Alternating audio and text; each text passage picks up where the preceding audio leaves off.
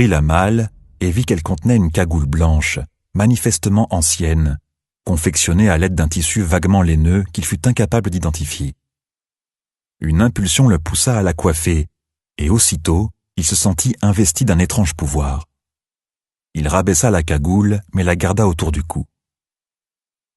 La malle contenait également un manchon de cuir, une lame de dague cassée, fixée non pas à un manche, mais à un mécanisme bizarre au fonctionnement mystérieux, une épée, une page de parchemin couverte de symboles, de lettres et d'un dessin évoquant le fragment d'un plan, ainsi que la lettre et les documents que son père lui avait demandé de porter à Uberto Alberti. Ezio réunit le tout, rabattit le couvercle de la malle, puis il regagna le bureau de son père, non sans avoir avec précaution refermé derrière lui la porte dérobée. Dans la pièce, il découvrit une giberne ayant appartenu à Giulio. Il y fourra le contenu de la malle avant de la ceindre en travers de son torse. Il fixa l'épée à sa ceinture. Il ne savait trop quoi faire de cette collection disparate, et faute de temps pour réfléchir aux raisons qui avaient conduit son père à la garder dans une chambre secrète, il regagna précautionneusement l'entrée principale du palazzo. Mais alors qu'il entrait dans l'avant-cour, il avisa 2 gardes de la cité sur le point d'y pénétrer. Trop tard pour se cacher. Il l'avait vu. « Halte !» s'écria l'un des hommes avant de s'élancer vers lui avec son compagnon. Nulle retraite possible. Ezio vit qu'ils avaient déjà dégainé leur épée. « Que venez-vous faire ici? M'arrêter? »« Non !» répondit celui qui avait parlé. « Nous avons ordre de te tuer. » Et sur ces mots, l'autre se précipita sur Ezio. Ce dernier avait dégainé à son tour.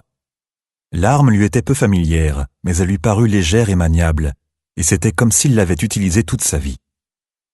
Il para les premiers coups, à gauche comme à droite, car les 2 gardes l'avaient assailli en même temps. Des étincelles jaillissaient des 3 armes, mais Ezio sentit que sa nouvelle lame, parfaitement aiguisée, tenait fort bien le choc. À l'instant où le second garde abattait son épée pour lui trancher le bras au ras de l'épaule, Ezio feinta sur la droite. Puis, basculant en appui vers l'avant, il bondit. L'homme se retrouva déséquilibré quand son arme cogna dans un bruit sourd l'épaule d'Ezio, sans lui occasionner le moindre mal. Profitant de son élan, Ezio releva sa lame et plongea celle-ci dans le cœur de son adversaire. Se redressant de toute sa hauteur, il se jucha sur la pointe des pieds, leva le pied gauche et repoussa le cadavre embroché sur sa lame avant de pivoter pour affronter son second opposant. Celui-ci se jeta sur lui avec un rugissement. Il brandissait une lourde épée. « Prépare-toi à mourir, traditore. Je ne suis pas un traître, pas plus qu'aucun autre membre de ma famille. » D'un grand mouvement, le garde le frappa, déchirant sa manche gauche. Le sang jaillit. Ezio grimaça, mais pas plus d'1 seconde. Le garde poussa son avantage, et Ezio le laissa progresser, puis, reculant d'un pas, il lui fit un croche-pied avant d'abattre sa propre épée sur la nuque de l'homme qui s'effondrait, lui tranchant la tête avant même qu'il ait touché le sol. Un instant, Ezio demeura tout tremblant, le souffle court, dans le brusque silence qui avait suivi la mêlée. C'étaient ses premiers meurtres. Mais étaient-ce bien les premiers? Car il sentait au tréfonds de lui une autre vie, une existence passée durant laquelle il lui semblait avoir eu des années d'expérience dans cette pratique. L'impression le terrifia. Cette nuit, il avait vu vieillir bien plus que son âge réel, mais cette sensation nouvelle semblait avoir éveillé en lui quelque force noire. Cela dépassait de loin l'expérience éprouvante des toutes dernières heures. C'est le dos voûté qu'il parcourut les rues sombres pour gagner la résidence d'Alberti. Il sursautait au moindre bruit, se retournait sans cesse. Enfin, au bord de l'épuisement mais parvenu malgré tout à résister, il se présenta devant le domicile du gonfalonier. Il leva les yeux vers la façade et vit une faible lumière derrière une fenêtre. Il tambourina contre la porte avec le pommeau de son arme. Pas de réaction. Impatient et nerveux, il frappa de nouveau, plus fort. Toujours rien. Mais après la 3e tentative, un guichet glissa fugitivement, puis enfin la porte s'ouvrit presque aussitôt après. Il fut accueilli par un domestique soupçonneux. Il s'annonça d'une voix chevrotante et fut alors conduit à l'étage dans une pièce où Alberti était installé devant un bureau couvert de papier. Derrière lui, leur tournant à moitié le dos, assis dans un fauteuil près d'un feu mourant, Ezio crut distinguer un autre homme de grande taille et de carrure imposante. Mais seule une partie de son profil était visible, et encore, peu distinctement. « Ezio ?» Alberti s'était levé, surpris. « Que viens-tu faire ici à cette heure ?»« Je ne... » Alberti s'approcha et lui posa la main sur l'épaule. « Attends, mon enfant. Respire. Reprends-toi. » Ezio acquiesça. Il se sentait maintenant plus en sécurité, mais aussi plus vulnérable. Les événements de la soirée et de la nuit le rattrapèrent soudain. L'horloge en laiton posée sur le bureau lui révéla qu'il n'était pas minuit. Se pouvait-il que 12 heures seulement se soient écoulées depuis qu'Ezio, l'adolescent, avait accompagné sa mère pour aller récupérer les tableaux d'un artiste dans son atelier? Malgré lui, il se sentait au bord des larmes. Mais il se ressaisit et ce fut Ezio, l'homme, qui parla. « Mon père et mes frères ont été emprisonnés. J'ignore qui en a donné l'ordre. Ma mère et ma sœur se cachent et la résidence familiale a été mise à sac. Mon père m'a enjoint de vous remettre cette lettre et ces papiers. » Ezio sortit les documents de la giberne. « Merci. » Alberti chaussa une paire de lunettes et rapprocha la missive de Giovanni de la lumière de la bougie qui brûlait sur le bureau.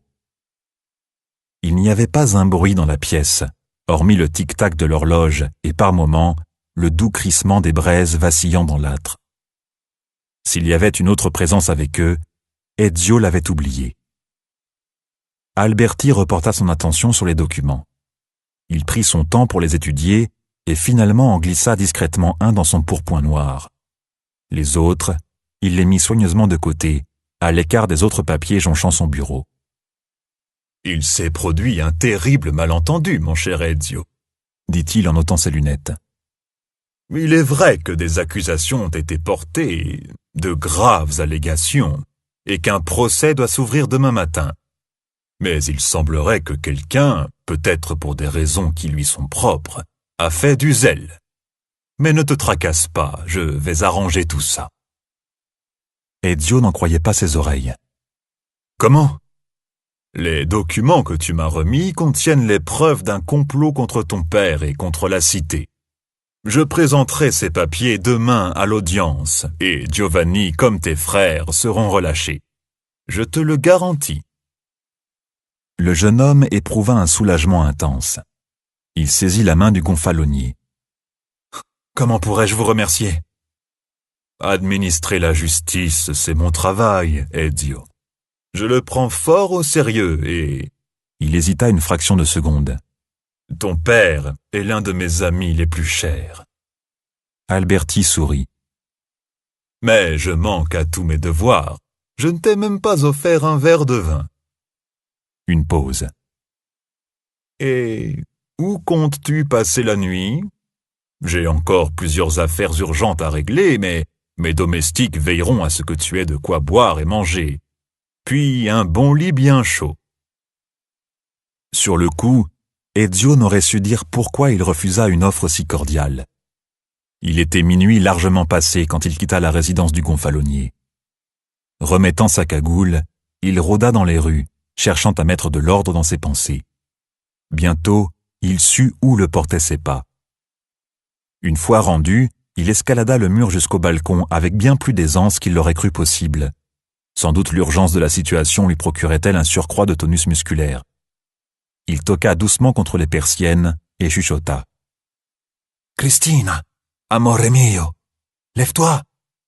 C'est moi. » Il attendit, silencieux comme un chat aux aguets.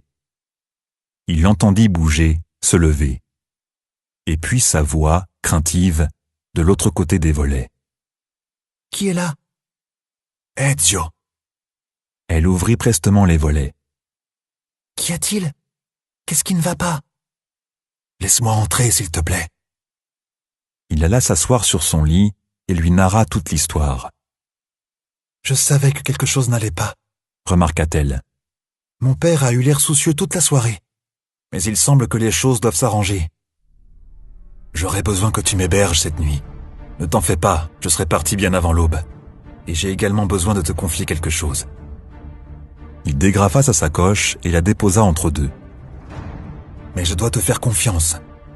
Non, Ezio, bien sûr que tu peux. Il s'endormit entre les bras de Christina, d'un sommeil agité. Hardigan présente Assassin's Creed Renaissance de Oliver Bowden. Traduit de l'anglais par Claire Joanneau.